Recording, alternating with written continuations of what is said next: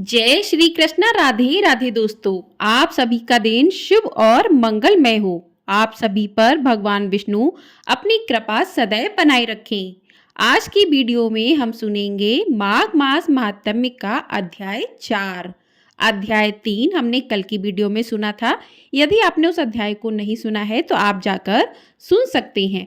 तो प्रिय श्रोताओं, आज का अध्याय प्रारंभ करते हैं। पूर्व समय में सतयुग के उत्तम निषेध नामक नगर में हेमकुंडल नाम वाला कुबेर के सदृश धनी वैश्य रहता था, जो कुलीन, अच्छे काम करने वाला, देवता, अग्नि और ब्राह्मण की पूजा करने वाला, खेती का काम करता था। वह गौ, घोड़े, भैंस आदि का पालन करता था। दूध, दही, छाछ, गोबर, घास, गुड़, चीनी आदि अनेक वस्तु बेचा करता था, जिससे उसने बहुत सा धन इकट्ठा कर लिया।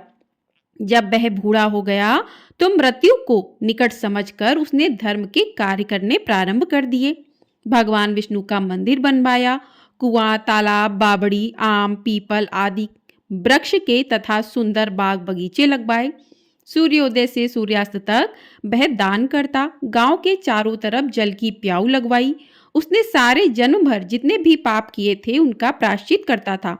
इस प्रकार उसके 2 पुत्र उत्पन्न हुए, जिनका नाम उसने कुंडल और विकुंडल रखा। जब दोनों लड़के युवावस्था के हुए तो हेमकुंडल वैश्य गृहस्थी का सब कार्य सौंपकर तपस्या के निमित्त वन में चला गया और वहां भगवान विष्णु की आराधना में शरीर को सुखाकर अंत में विष्णु लोक को प्राप्त हुआ। उसके दोनों पुत्र लक्ष्मी के मद को प्राप्त होकर बुरे कर्मों में लग गए। वैश्यागामी बीड़ा और बाजे लेकर वैश्याओं के साथ नाच गाना करते फिरते रहते थे। अच्छे सुंदर वस्त्र पहनकर, सुगंधित तेल आदि लगाकर, भांड और खुशामदियों से घिरे हुए हाथी की सवारी और सुंदर घरों में रहते थे। इस प्रकार ऊपर बोए बीज के सदृश वह अपने धन को बुरे कर्मों में नष्ट करते थे। कभी किसी सत्पात्र को दान आदि नहीं करते थे, ना ही कभी हवन, देवता या ब्रह्मा जी की सेवा तथा विष्णु का पूजन ही करते थे। थोड़े दिनों में उनका सब धन नष्ट हो गया और वह दरिद्रता को प्राप्त होकर अत्यंत दुखी हो गए। भाईजन, सेवक, उपजीवी सब इनको छोड़कर चले गए। तब इन्होंने चोरी आदि करना आरंभ कर दिया और राजा के भय से नगर को छोड़कर डाकुओं के साथ वन में रहने लगे और वहां अपने तीक्ष्ण बाणों से वन के पक्षी, हिरण आदि पशु तथा हिंसक जीवों को मारकर खाने लगे। एक समय इनमें से एक पर्वत पर गाय, जिसको सिंह मारकर खा गया, और दूसरा वन को गया, जो काले सर्प के डसने से मर गया। तब यमराज के दूत उन दोनों को बांधकर यम के पास ले गए और कहने लगे कि महाराज, इन दोनों पापियों के लिए क्या आज्ञा है। तो इसी के साथ आज का अध्याय यहीं पर समाप्त हुआ। आगे का अध्याय हम अगली वीडियो में जानेंगे। बोलिए भगवान विष्णु की जय। तो प्रिय श्रोताओं, अब हम सुनेंगे पीपल देव की कथा। पीपल को लेकर श्रीमद् भगवद गीता में भगवान श्री कृष्ण ने कहा है कि अश्वत्थ सर्व वृक्षाणाम मूलतो ब्रह्म रूपाय, मध्यतो विष्णु रूपेणे, अग्रता शिव रूपाय, अश्वत्थाय नमो नमः। अर्थात मैं वृक्षों में पीपल हूँ। इससे भी इस वृक्ष की महत्ता पता चलती है। स्कंद पुराण के अनुसार पीपल के मूल में विष्णु, तने में केशव, शाखाओं में नारायण, पत्तों में भगवान श्री हरि और फलों में सभी देवताओं का वास है। इसलिए पीपल को पूजनीय पेड़ माना जाता है। मान्यता है कि पीपल के पेड़ की पूजा करने से शनिदेव प्रसन्न होते हैं और जिन जातकों की कुंडली में शनि दोष होता है उन्हें इसके कुप्रभाव से मुक्ति भी मिलती है। इसे लेकर पौराणिक कथाएं हैं। पहली कथा के अनुसार एक समय स्वर्ग पर असुरों ने कब्जा कर लिया था। कैटब नाम का राक्षस पीपल वृक्ष का रूप धारण करके यज्ञ को नष्ट कर देता था। जब भी कोई ब्राह्मण समिधा के लिए पीपल के पेड़ की टहनियां तोड़ने पेड़ के पास जाता तो यह राक्षस उसे खा जाता। ऋषियों को समझ ही नहीं आ रहा था कि आखिर ब्राह्मण कुमार कहाँ गायब होते जा रहे हैं। ब्राह्मण कुमारों के वापस ना लौटने पर ऋषियों ने शनिदेव से सहायता मांगी। इस पर शनिदेव ब्राह्मण बनकर पीपल के पेड़ के पास गए। कैटब ने शनि महाराज को पकड़ने की कोशिश की तो शनिदेव और कैटब में युद्ध हुआ। शनि ने कैटअप का वध कर दिया। तब शनि महाराज ने ऋषियों को कहा कि आप सभी भय मुक्त होकर शनिवार के दिन पीपल के पेड़ की पूजा करें, इससे शनि की पीड़ा से मुक्ति मिलेगी। बोलिए पीपल देवता की जय। तो प्रिय भक्तजनों, आइए अब सुनते हैं एक बूढ़ी माँ की कहानी। एक नगर में एक बूढ़ी माँ रहती थी। वह अपने बेटे की सलामती के लिए 12 महीनों की चौथ का व्रत करती थी।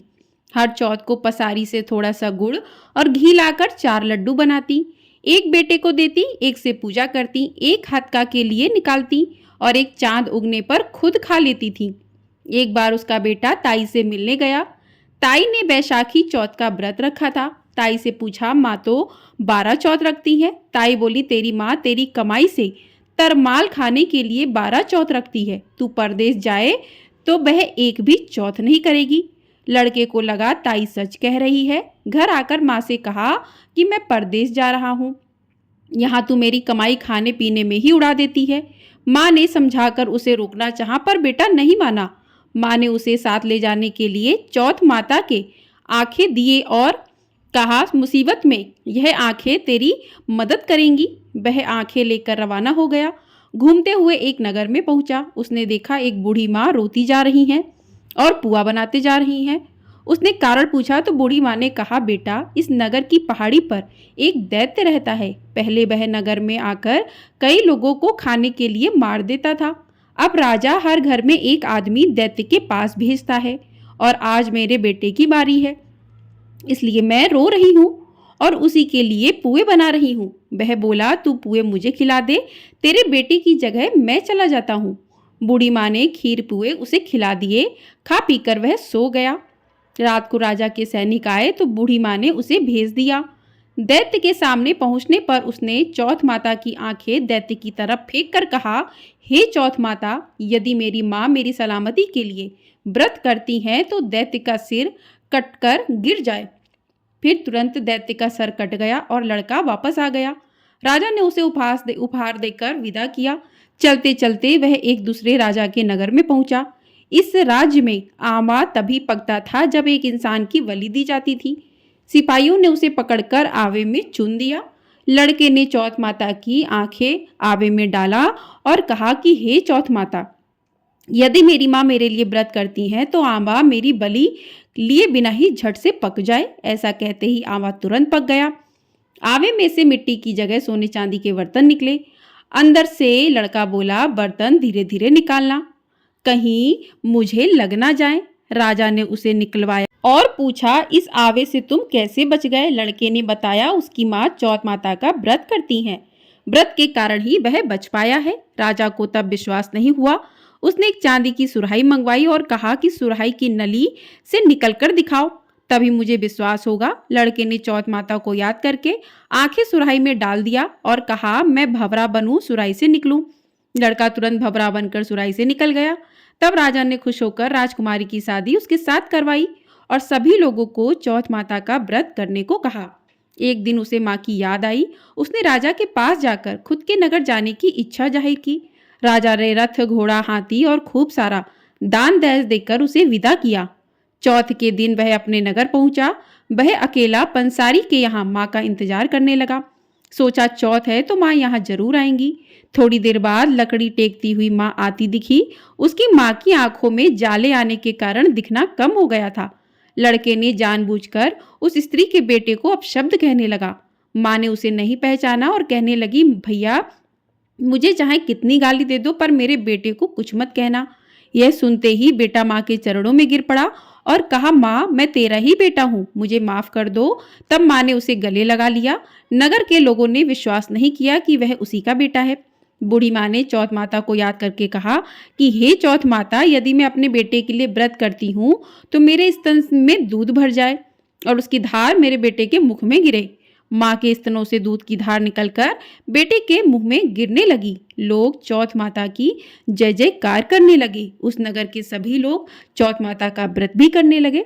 हे चौथ माता, जैसे आपने बूढ़ी माँ की सहायता की, उनके बेटे की सहायता की, वैसी हमारी भी करना। कहानी सुनने और कहने वाले सभी पर अपनी कृपा करना।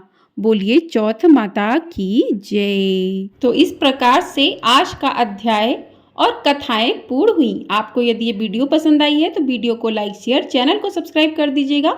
आपको हमारे चैनल पर पूरे माघ मास में प्रतिदिन माघ मास महात्म के अध्याय की कथा सुनाई जाएगी। तो चैनल को सब्सक्राइब करके ढेर सारा प्यार जरूर दीजिएगा और कमेंट बॉक्स में भगवान विष्णु की जय भी अवश्य लिखिएगा। बोलिए भगवान विष्णु की जय, बोलिए कृष्ण कन्हैया लाल की जय।